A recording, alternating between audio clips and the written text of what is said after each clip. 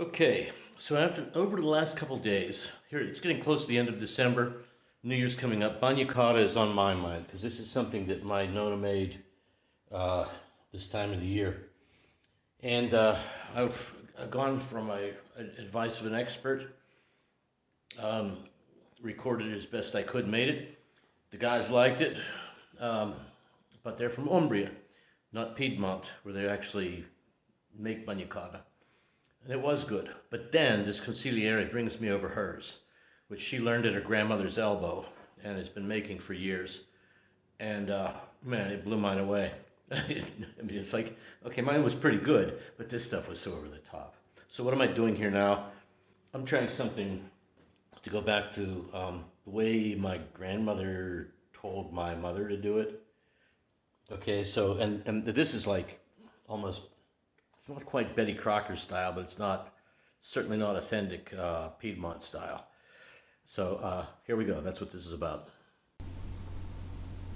Okay, before we get into how easy it is to make this, here's the ingredients that I went with this time. If you look, there's the date. And the column after the ingredients is the amounts I used today. And then if you skip to the right two columns, you'll find the amounts I think I'll use next time. Now, I think what needs to be said here is that the tastes vary quite a bit. This was very good today. Very good today. It was soft. It didn't really come out and even a lot of garlic, a tremendous amount of garlic. If it's roasted and nicely done, it just gets so good. So I wouldn't be afraid to go with the amounts on the far right column, and I'm going to try that next time. And it's closer to the traditional recipe that they make in Piedmont. Really, what it is equal thirds of garlic, anchovies, good anchovies, good oil, good garlic. Everything has to be good, but equal ratios of the three. So this is modified a little bit, and the butter is not trivial because it's replacing a super secret ingredient that I'll probably reveal in some future video. If you dig around the internet a little bit, you could probably find it. Yeah, that's where we are now. Let's cook it up. And I can just say, spoiler alert, it was very good. Okay, let's cut to the chase of what I'm about to do here. So I'm starting off here with, I've got a list. Anchovies, tuna because Mom used tuna. She told me. I called her once when I was in college and said, hey, how you make BagnaCauda? And she said, yeah, anchovies, tuna, garlic, and oil and butter. And basically that was it. Things were lost in translation, but from my grandmother to her, from Nona. But anyway, here's what I got. 55 grams of garlic. I had 25. It didn't look like enough. I've got 85 grams of tuna. It's tuna in water, drained. 105 grams of oil. So and 20 grams of butter. Not so much butter. 20% butter of the And then was it 145? Ending up with 50 grams of anchovies. So it's half the amount of anchovies that we have oil, 85% or so of the amount of tuna, and the amount of anchovies is, it's not as much as the tuna, but the idea is these are anchovies. They're nice little anchovies out of a jar. So no, they're not the Spanish anchovies that you have to scale. This is something you can actually put together pretty quickly. You can find better anchovies in a jar than these, I think, but I don't know. We'll see how these are.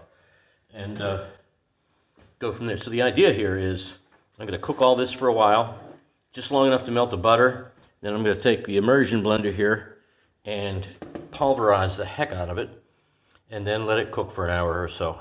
And we'll just see if it's acceptable. Okay, so the butter's melted. It's bubbling away.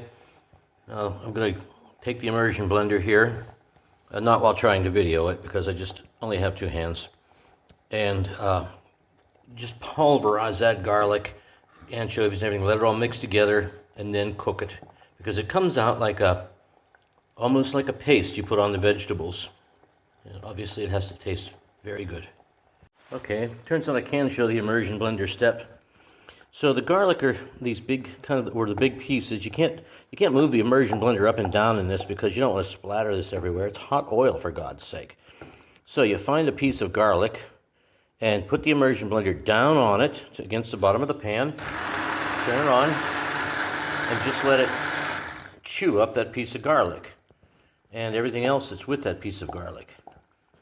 And so, let's do it again here. At this point, I think I only have to get the garlic chewed up enough that it's small enough pieces it'll just cook in there very nicely with everything else. Oh, there was a big one there. I'll get him. Right? You see? Hiding there. Hiding in plain sight.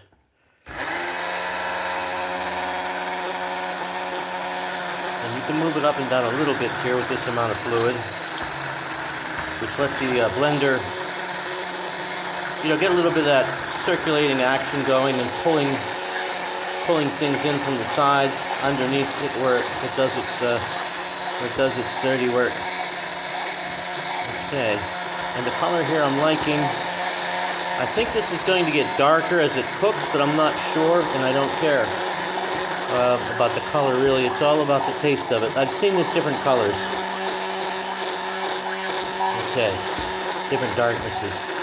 But yeah, that's what it is. It's this taste of lots of garlic, anchovies, and the cheater here is that tuna to increase the fishiness without increasing the salt quite as much. And I think that's blended up well enough for now. So let's put this over on the spoon holder here, and just put a lid on it lightly and turn the heat down, and come back here in a while and see how it's doing. Okay, it's been cooking over low heat for about 10 minutes. I did lift the lid and check for any garlic that hadn't been crushed up yet, and did find a couple. Oh, there goes my BagnaCauda dripping off onto the top of the lid. Darn.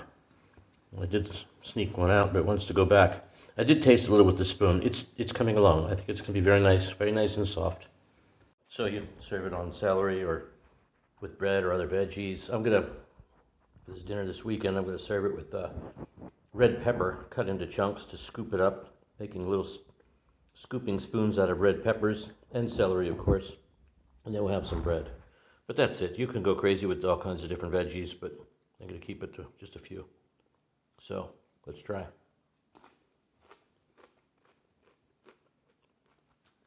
Yeah, that's going to come out nicely. It's not an overpowering killer anchovy taste, but the anchovies do run right over top of the tuna.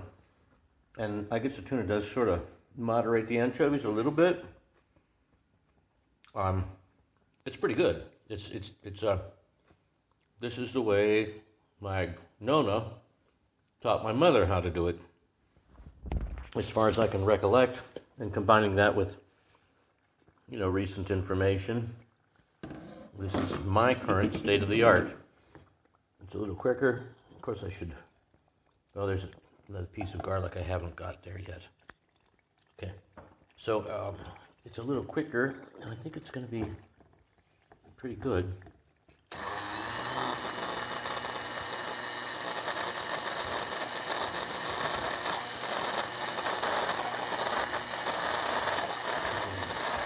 Yeah, you could really create one heck of a mess lifting this immersion blender up out of this boiling oil with the fish. Oh my God, that would be a disaster. But just stirring it around a little bit. Oh, there's a piece. A little piece of garlic there. You probably could have just ground all this garlic up ahead of time in the oil. But everything needs to be ground up anyway. So put everything in cold, start to warm it up. When the butter melts, get out the immersion blender, keep an eye on it, and really this should only take about an hour. Some of the recipes call for 2 hours, but well, there's no reason it should take that long. Some of the recipes do only call for an hour.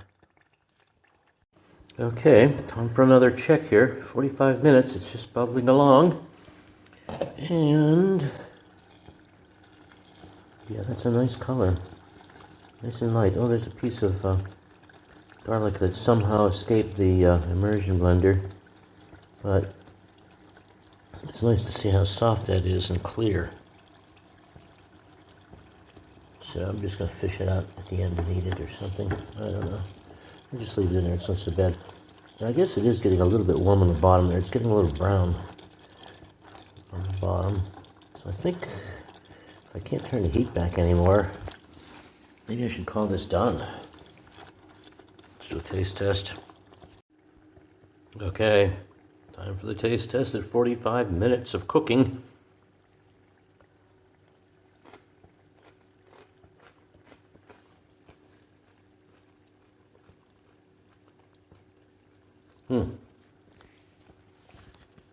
More garlic wouldn't hurt, but it certainly doesn't need it. That's a pretty good dip.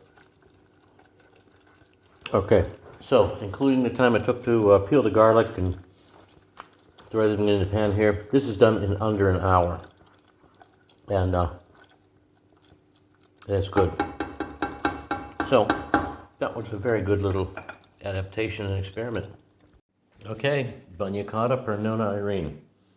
I suspect that Nonna knew exactly how this should taste and adapted to the ingredients she could find. In and around Pittsburgh.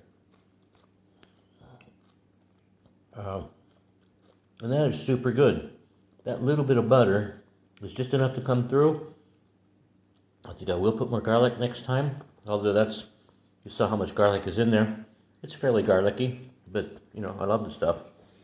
But yeah, this is going to go over very well with the cold appetizers. It's nice to have a hot appetizer as well. Just you know, so people can have everything. Yeah, and another way that you can enjoy this BagnaCauda is with a little bit of bread. And I'm sure all kinds of bread's going to work just fine, but this is an Umbrian bread. There's very little, almost no salt in it. That's okay. It gets its salt from everything you put in it. And it's nice because the bread soaks up the oil and everything. Well, they don't do it just in the Piedmont with the bread, but Nonna did it. And the Piedmont is just apparently vegetables. In this one family, at least, that I'm using as my reference. My Piedmont connection. See, that one is all oil with a little bit of butter. And, oh, it has the garlic flavor like crazy. BagnaCauda. It's a thing.